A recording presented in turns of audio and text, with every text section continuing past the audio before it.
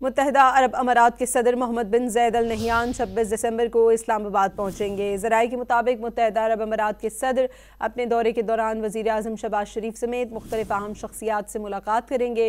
मुलाकात में दोतरफ़ा अमूर और पाक UAE ताल्लुकात पर बातचीत की जाएगी। UAE सदर मोहम्मद बिन ज़ायद अल नहयान निजी दौरे पर रहीम यार खान भी जाएंगे।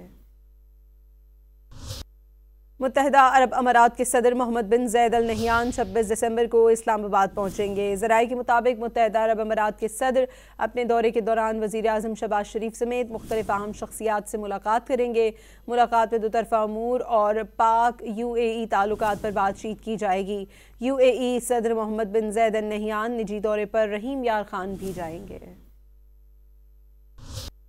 मुत्तहिदा अरब अमारात के सदर मोहम्मद बिन ज़ायद अल नहयान 26 दिसंबर को इस्लामाबाद पहुँचेंगे। ज़राए के मुताबिक मुत्तहिदा अरब अमारात के सदर अपने दौरे के दौरान वज़ीर आज़म शहबाज शरीफ समेत मुख्तलिफ अहम शख्सियात से मुलाकात करेंगे।